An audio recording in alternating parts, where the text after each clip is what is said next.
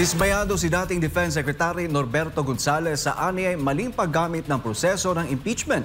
Git niya sa ilalim ng Administrasyong Marcos Jr. lalong naabuso ang impeachment at nagiging sandata na lang ito laban sa mga katunggali sa politika. Bakit nga ba ganito ang nangyayari? Alamin sa eksklusibong report ni Almar Forzuelo. Araw ng Martes, June 10, nagpasyang ibalik ng Senado sa Kamara ang reklamong impeachment laban kay Vice President Sara Duterte, kasabay ng pagtagda ng ilang kondisyon bago ito muling tanggapin.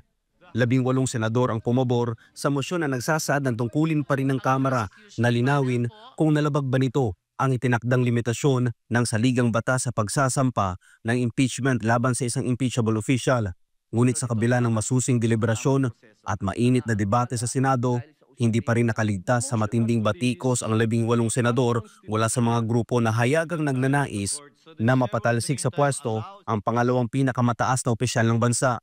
Ang mga taong humusga, 18 senador, ang mga hudas na mukhang alagad, ngunit ang kanilang mga kilos ay balasubas.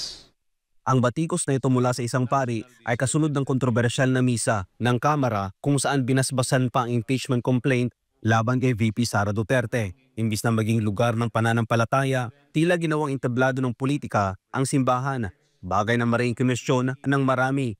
Pero para kay Norberto Gonzales, dating kalihim ng Department of National Defense, malinaw na ginagamit lamang ang impeachment bilang sandatang pampolitika para patalsikin ang mga Duterte sa pwesto. Ako, medyo malungkot ako tungkol sa impeachment kasi na-weaponize na ang impeachment. Hindi na yan tungkol sa sinasabi ng mga yung mga maiingay. Sabi na tungkol na dapat sundin ang konstitusyon, igalang natin ang batas, etc. etc. Ang totohanan, political partisanship lang naman yan eh. May gusto silang tanggalin na pamilya sa larangan ng politika dahil kinakabahan sila na kung sakalit makaharap nila matatalo sila. Binigyan din ng dating kalihim na hayagang tinalikuran na ang tamang proseso ng impeachment, bunsod ng labis na pamumulitika ng kasalukuyang administrasyon na isang malinaw na pag-abuso sa kapangyarihang dapat sana'y ginagalang at ginagamit ng naaayon sa saligang batas.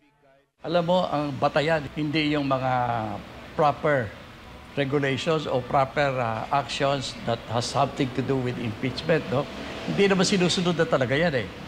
As I said earlier, ginawa ng weapon politically. Kaya political decision ang mangyayari dyan. At hindi lang tamang political decision, medyo may pagkagarapal eh. Pero sinabi pa nito na imbis na hintayin ang halalan para sa isang patas at makatarungang laban, mas pinili ng ilang politiko na baluktutin ang proseso at gamitin ang impeachment bilang shortcut para ibagsak ang kanilang kalaban. Ito talaga napakalungkot na nangyayari sa bansa natin, sa political system. No?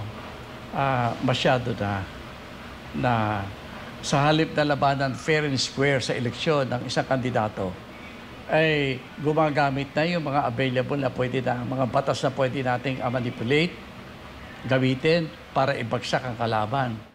Git ni Gonzales, sa halip na mapatatag ay lalo lamang ginulo ng kontrobersyal na impeachment ang bansa at mas pinaghati-hati pa nito ang mga Pilipino. Umaasa siya na sa lalong madaling panahon ay manumbalik ang kaayusan at muling maibalik ang tamang diwa at proseso ng impeachment bilang isang legal na mekanismo at hindi isang sandatang politikal. Para sa Diyos sa Pilipinas, kung mahal, Almar Forzuelo, SMNA News.